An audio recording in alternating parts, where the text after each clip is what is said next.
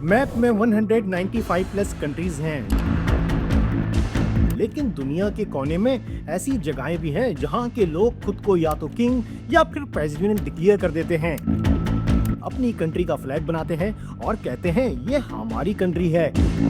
ऐसी छोटी self declared states को माइक्रो नेशंस कहा जाता है।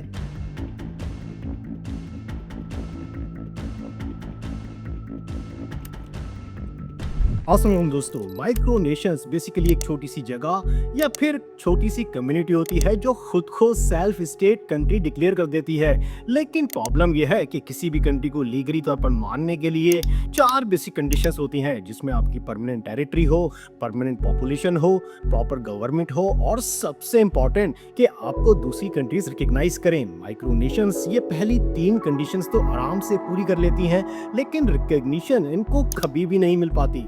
अब कुछ इंटरेस्टिंग फैक्ट्स की तरफ चलते हैं। यूके में 1967 में पैडी रॉय बेट्स नामी शख्स ने पुराने सी फोर्ट को एक अपना कंट्री डिक्लेयर कर दिया। सी लैंड का आज भी अपना पासपोर्ट है और अपना फ्लैग है, लेकिन लीगली तौर पर ये आज भी यूके का हिस्सा है। ऑस्ट्रेलिया में एक फार्मर ने टैक्स डिस्प्यूट के बाद अपने फर्म को प्रिंसिपेटी हट रिवर बना लिया और अगले 50 साल तक अपनी करेंसी और स्टैम्प भी चलाई। 2020 में ऑस्ट्रेलिया ने दोबारा इसे ऑब्जर्व किया, जबकि अमेरिकी स्टेट नबीडा में 11 एकड़ की जमीन पर रिपब्लिक ऑफ बुलूसिया बनाई गई, जहां एंट्री करते वक्त आपको फेक वीजा स्टैंपिंग और कस्टम का भी सामना करना पड़ता है, जो एक तरह का फन एक्सपेरिमेंट बन चुका है।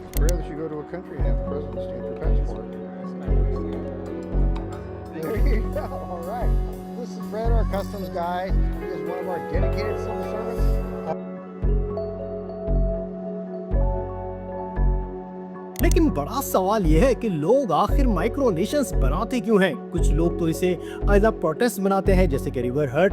कुछ लोग इसे क्रिएटिविटी के तौर पर देखते हैं, जैसे कि रिपब्लिक ऑफ लूसिया, और कुछ लोग अपनी आइडेंटिटी मेंटेन करने के लिए बनाते हैं। लेकिन रियलिटी ये है कि माइक्रो नेशंस कभी भी एग्जिस्ट नहीं करती, क्योंकि ऑफिशियली तौर पर किसी भी कंट्री को एग्जिस्ट करने के लिए उसे रिकॉग्निशन की जरूरत होती है। लेकिन फिर भी उनके फाउंडर्स या फिर उनके सपोर्टर्स का मानना यह है कि उन्हें एक ऐसी दुनिया चाहिए या फिर ऐसी जगह चाहिए जहां सब चीजें उनकी मर्जी से चलें। अभी तक के लिए इतना ही। मिलते हैं नेक्स्ट फ्राइडे किसी नए टॉपिक के साथ। अपना ख्याल रखिएगा। शुक्रिया।